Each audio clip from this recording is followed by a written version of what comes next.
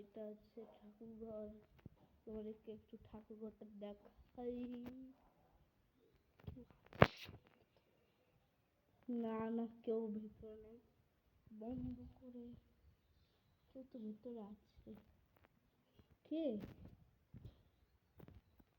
মামাকে জিজ্ঞেস করেছি কে ঠাকুর ঘরের ভিতরে আছে, বাইরে থেকে লক করে দিয়েছে। মামা, কে ঠাকুর ঘরের ভেতরে আছে? মামামের বউ। ও দাদাই? হ্যাঁ। তোমার বড় করছো? তোমার দাদাই। জল। এই যে হনুমানজি ঠান্ডা লাগবে বলে মাম্মা কি ব্যবস্থা করেছে দেখো। এটা আবার নতুন বানানো হচ্ছে। যখনই মাম্মাম বাড়িতে আসি তখনই কিছু না কিছু একটা নতুন বানানো আমি দেখি। আর এখানে একটা দুর্গার ছবি ছিল, ওটাও সরিয়ে দিয়েছে মাম্মা। দাসের ছবিটা তোমাদেরকে একটু দেখায়। সব কিছু সরিয়ে দেয়।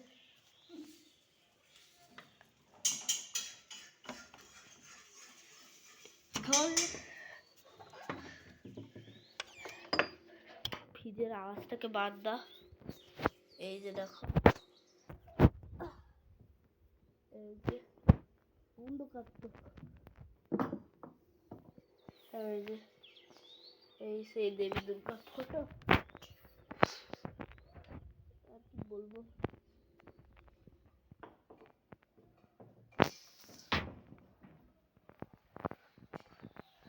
আর এই একটা ঘর দেখাবো যেটা বন্ধ আছে। বাচ্চা মায়ের আওয়াজ তো। এই যে এটা একটা বন্ধ ঘর আছে, তোমরা দেখতে পাচ্ছ। এই ঘরের ভেতরটা কার ঘর আমি সেটা বলবো না, এটা এমনি বন্ধ থাক। এটা হচ্ছে আমার মায়ের ঠাকুমার ঘর, কবিদের আগে মারা গেছে।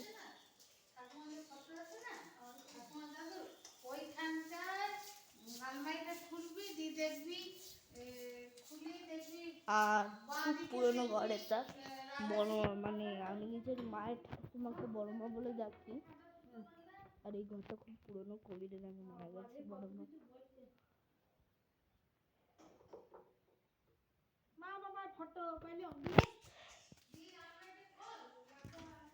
এই দেখো, এটা হচ্ছে মায়ের দাদু, এটা হচ্ছে ঠাকুমা, যাকে আমি বলি বড় মা।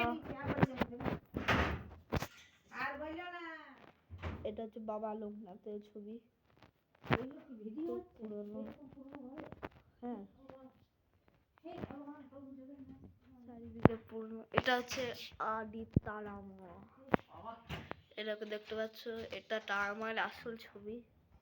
এটা কবে যে বানানো, এটা কবে ক্লিক করা হয়েছিল, কবে বানানো হয়েছিল আমি নিজেও জানি না, কেউ বলেও নি, কি করে জানবো। দেখে তো মনে হচ্ছে খুব পুরনো। আর কি বলবো, এটা হচ্ছে আমার মায়ের দাদুর ছবি, নাম হচ্ছে মাখনলাল দাস।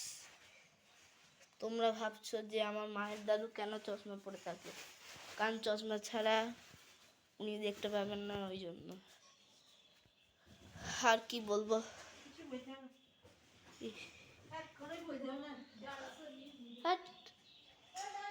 এটা হচ্ছে একটা ঘর, রান্নাঘর পুরনো। এই যে এটা হচ্ছে একটা আম গাছ, আম গাছ। এখানে একটু কম ঠান্ডা আছে, দোলের পর শেষ হয়ে যাবে ঠান্ডাটা, কি জানি। এখানে কি সব শুকিয়ে রেখেছে, সব মাম্মা লঙ্কা কি যে শুকিয়ে রাখে মাম্মা বুঝি না। এরকম গাছপালা কত কিছু আছে। এরকম আমার মাসির মেয়ে কল করেছে।